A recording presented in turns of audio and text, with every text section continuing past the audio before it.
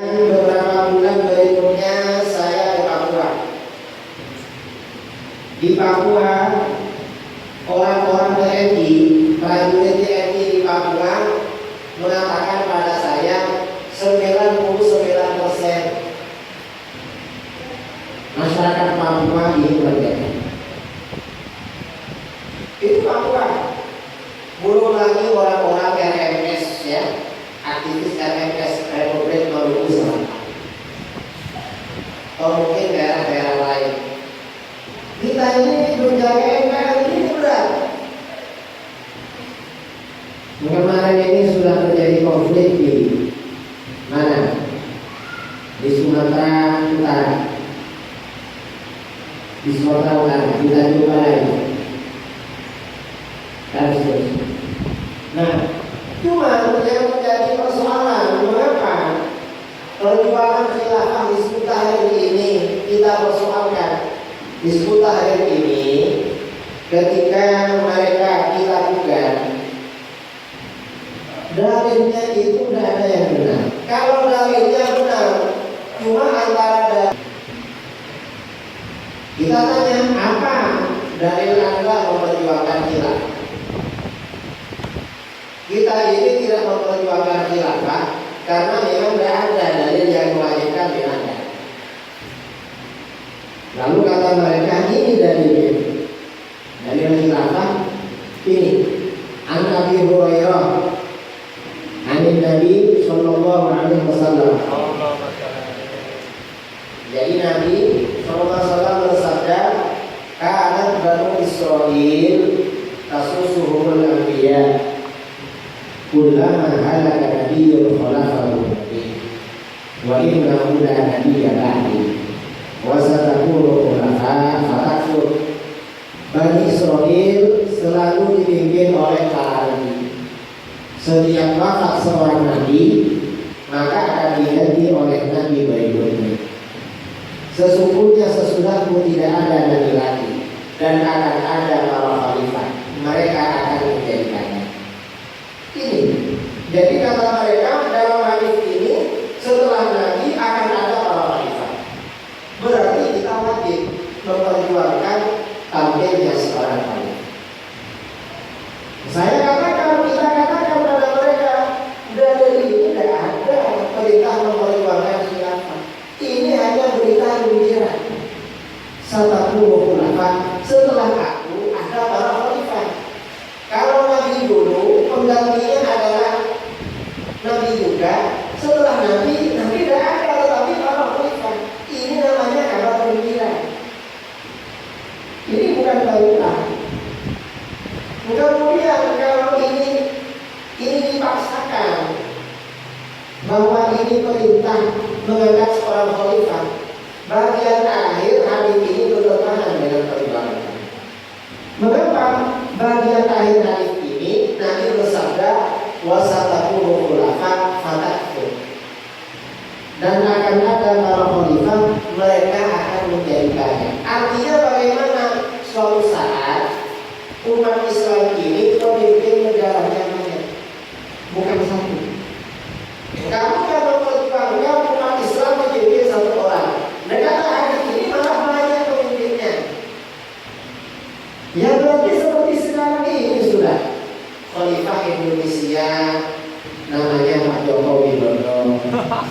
Khalifah di Brunei Darussalam Hasanul Bolkiah. Di Malaysia Datuk Najib Razak. Kemudian di Saudi Arabia Salman bin Abdul Aziz. Di Mesir Abdul Fattah As-Sisi.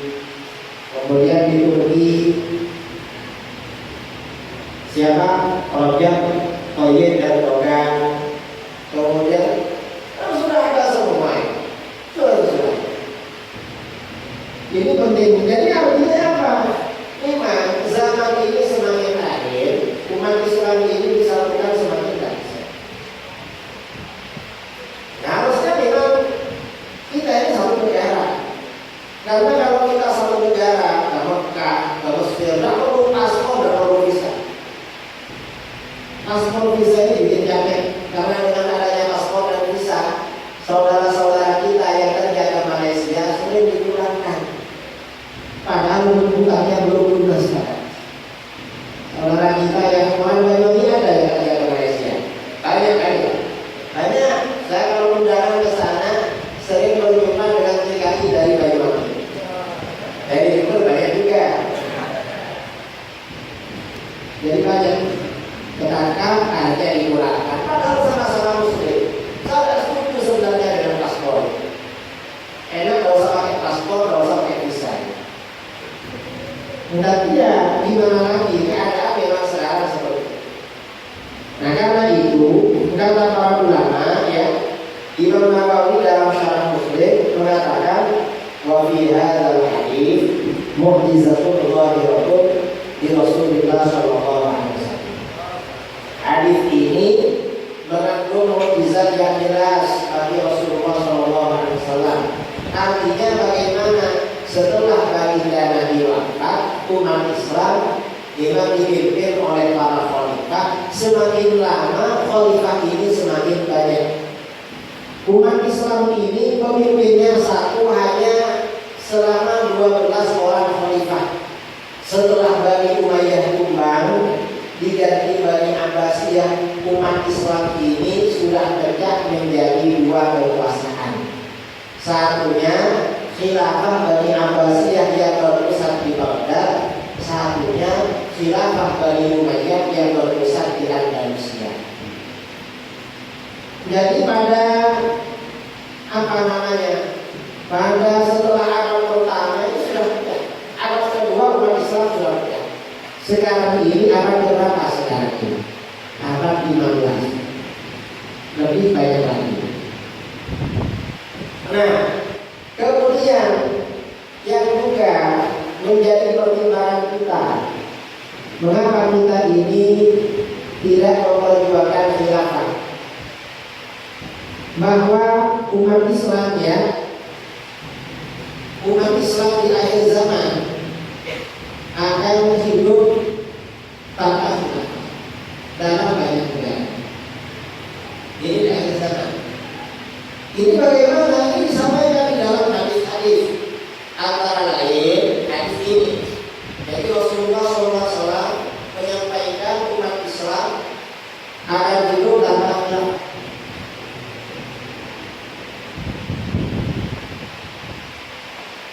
Dalam hadis ini, dalam kitab ini diterangkan ikhbaruhu sallallahu alaihi wasallam bi kafratil umara bi kafratil dual allati ahdatha istimar bi qasdi daf'i Islam. Nabi sallallahu alaihi wasallam mengatakan tentang banyaknya pemimpin negara. Mengapa banyak pemimpin negara? Karena banyaknya negara-negara Islam yang diciptakan oleh kolonialisme Barat, penjajahan, dengan tujuan memecah belah Islam. Dasarnya mana? Ini hadisnya. Hadis yang kedua, bahwa Abu Nu'aim fil Hilyah. Min hadis Abdullah bin Mas'ud. Abu Nu'aim meriwayatkan di dalam Hilyatul Auliya dari hadisnya Abdullah bin Mas'ud radhiyallahu anhu. Lalu Abdullah bin Mas'ud berkata, qala Rasulullah sallallahu alaihi wasallam. Rasulullah sallallahu alaihi wasallam bersabda, "Kaifa antum idza labistum fitnatan? Faquttahu sunnatan yarqu fiha as-saghir wa yahrum fiha al-kabir." Bagaimana sikap kamu apabila kamu telah berpakaian fitnah? Jadi sabda Nabi, kalian besok akan berpakaian fitnah. Ini kalau dikatakan berpakaian fitnah, maksudnya umat Islam akan memerlukan fitnah sebagaimana dalam sehari-hari memerlukan pakaian. Perkara-perkara ini sebenarnya fitnah. Fitnah itu artinya merusak terhadap akidah, merusak terhadap akhlak, merusak terhadap ibadah, merusak terhadap ajaran. Ini namanya fitnah.